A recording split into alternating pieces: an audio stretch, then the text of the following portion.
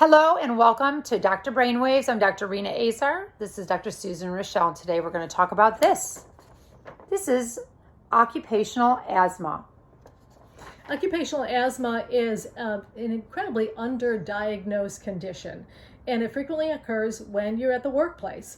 And while you're at the workplace, you may notice that you're having asthma symptoms, coughing, wheezing, shortness of breath, chest tightness, because this is occupational asthma, not everything that has to do with occupational issues. So people will frequently have those symptoms, and there are chemicals, unfortunately, that can trigger that. And this can occur either immediately within 24 hours of being in an area where you're exposed to these chemicals, or it can take months or even years.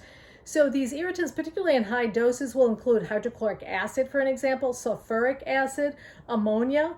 And then if you're a baker and you're having issues, then you have to worry about the flour. Or if you're a healthcare worker, you have to be concerned about latex. Or also people who are veterinarians or work in laboratories, you have to be concerned about animals in those areas. But typically you're going to have wheezing, shortness of breath, chest tightness, and your symptoms are going to be worse while you are in the workplace. So when you go home or if you're on vacation, guess what happens to your symptoms? They get better. And so what happens is while you're at work, the beginning of the week, say you work a Monday to Friday, you will find that your symptoms are worse by Friday. And then over the weekend, they'll get a little bit better. But then when you go back to work, it starts all over again. And you may not put two and two together.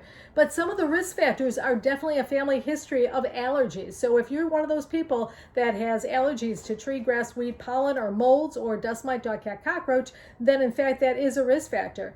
Usually, as I mentioned, this can occur months or years after exposure. And it is absolutely related to the substance that you are exposed to. So for an example, they looked at people in the Pacific Northwest that were working with trees. And there was a particular tree, it was a hardwood tree, it was a cedar, and they had placidic acid.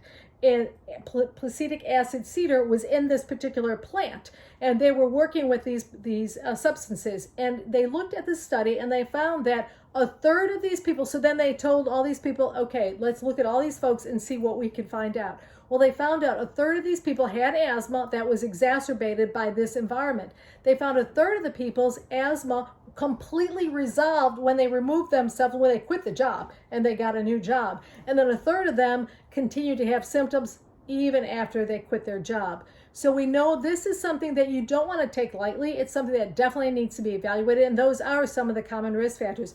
50% of asthma cases in the US are actually due to occupational asthma. So I'm not talking about something that is rare. I'm talking about something that's fairly common. And frequently it is job related. And so those are some of the things we need to look at. The second part of this is going to be looking at the causes of occupational asthma, and then some of the management plans we have. So thank you, and stay tuned for part 2, occupational asthma.